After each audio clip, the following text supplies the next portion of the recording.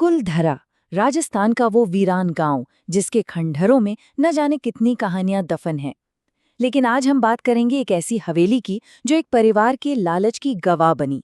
ये कहानी है अर्कसेन हवेली और उसके सबसे गहरे, सबसे काले राज की, मरण हांडी की।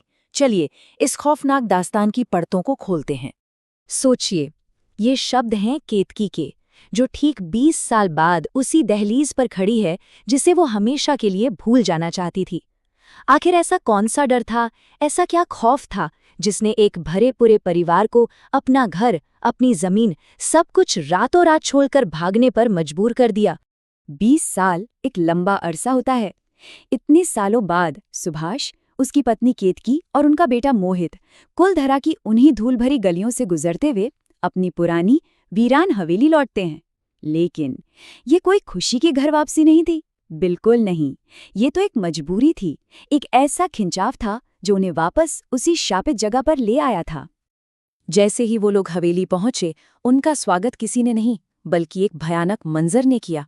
हवेली के चारों तरफ की जमीन सूखी, बंजर, बेजान, मानो किसी ने उसकी सारी जिंदगी ही निचोड़ ली हो। और ठीक सामने वो पुराना काला कुआं, ऐसा लग रहा था मानो उसमें पानी नहीं बल्कि दशकों पुरानी चीखें और अनकहे राज दबे हुए हों। और जैसे ही उन्होंने हवेली में कदम रखा, बस शुरू हो गया अनहोनी का सिलसिला। कभी एक अजीब सी बूढ़ी औरत दिखती और पलक झपकते ही गायब हो जाती, तो कभी आधी रात को उस कुएं से रस्सी के चरमराने की डरावनी आवाज़ें आती। मोहित को हर वक्त लगता जैसे कोई उसे देख रहा है, कोई है जो वहां मौजूद तो है पर दिखता नहीं। और केतकी, उसने भी नोटिस किया कि उसका पति सुभाष खासकर उस काले कुएं के पास जाकर बहुत अजीब बर्ताव करने लगा था। तो ये जो कुछ भी हो रहा था, ये अजीब घटनाएं, ये डर, इसके पीछे की वजह वो नहीं थी जो दिख रही थी। ये वापसी अपने घर लौटने की नहीं थी। इसके पीछे तो एक बहुत गहरा और खतरनाक राज छुपा हुआ था। तो देखिए, दुनिया की नज़रों में तो ये एक घर वापसी थी, एक परिवार अपनी जड़ों की तरफ लौट रहा था। लेकिन असलियत तो कुछ और ही थी। वो लोग उस कुएं में दबे एक पुराने खजाने की तलाश में लौटे थे। ये सब सिर्फ एक गहरे लालच को छिपाने का पर्दा था। और ये सच सामने आता है केतकी के ही शब्दों से। वो सुभाष से कहती है, असली खिलाड़ी तो आप हैं। मतलब ये सब एक सोची समझी साजिश थी। 5 करोड़ की प्रॉपर्टी, कुएं में छिपा खजाना, और इस सब के लिए उन्होंने अपने ही बेटे को एक मोहरे की तरह इस्तेमाल किया। हवेली में बची एक अकेली रिश्तेदार ने जब इस परिवार की तबाही का जिक्र किया, तो एक ही नाम सामने आया, मरण हांडी। एक ऐसा नाम जो अपने आप में एक श्राप था, एक ऐसा काला जादू जिसने पूरे के पूरे खानदान को निगल लिया था। तो सवाल उठता है कि ये मरण हांडी आखिर है क्या भला? ये असल में काले जादू की एक बहुत ही भयानक क्रिया है। इसमें मिट्टी की एक हांडी, यानी एक बर्तन का इस्तेमाल करके किसी इंसान पर जानलेवा श्राप डाला जाता है, और फिर उस इंसान की मौत किसी आम बीमारी या हादसे से नहीं बल्कि एक बहुत ही अजीब और अप्राकृतिक तरीके से होती है। और फिर जो सच सामने आया वो किसी के भी होश उड़ा दे। हवेली पर किसी बाहरी दुश्मन ने हमला नहीं किया था। संपत्ति के लालच में अंधा होकर सुभाष ने खुद दूर बैठकर एक एक करके अपने ही रिश्तेदारों पर मरण हांडी का इस्तेमाल किया, ताकि हवेली खाली हो जाए और वो उस खजाने का अकेला मालिक बन सके। लेकिन कहते हैं ना, कर्म का पहिया घूमकर वापस जरूर आता है। जिन काली ताकतों का सुभाष ने अपने फायदे के लिए इस्तेमाल किया था, अब वही ताकतें अपना हिसाब मांगने आ गई थीं। अब खेल उल्टा पड़ने वाला था।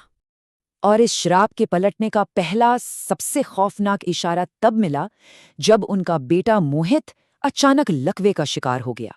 वही बेटा जिसके भविष्य का बहाना बनाकर वो ये सब कर रहे थे, अब बिस्तर पर बेजान पड़ा था।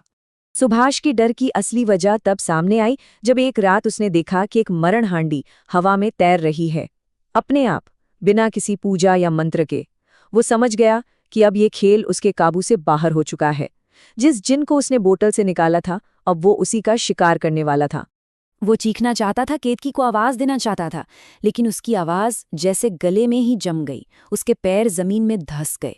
वो उसी काले जादू का कैदी बन चुका था जिसे उसने खुद शुरू किया था। तो क्या वाकई वो श्राप पलट चुका था? क्या जिस जादू से उसने अपने परिवार को मारा था, अब वही उसके अपने बेटे की जान लेने वाला था? क्या कर्म अपना हिसाब बराबर करने वाला था? और फिर वही हुआ जिसका डर था। वो हांडी धीरे धीरे मोहित के कमरे की तरफ बढ़ी। बिस्तर पर लाचार पड़ा मोहित बस उसे देखता रह गया, और फिर एक जोरदार धमाके के साथ वो हांडी फट गई। पीछे क्या बचा? सिर्फ राख, जली हुई हड्डियों की तेज बदबू और मोहित की काली पड़ चुकी लाश, जिसकी आंखें खौफ से फटी की फटी रह गई थीं। उस भयानक रात ने कहानी तो खत्म कर दी, लेकिन अपने पीछे एक ऐसी विरासत छोड़ गई जो हमेशा हमेशा के लिए उस हवेली की दीवारों में कैद हो गई। लालच के भयानक अंजाम की एक ऐसी चेतावनी जिसे लोग आज भी डर से याद करते हैं।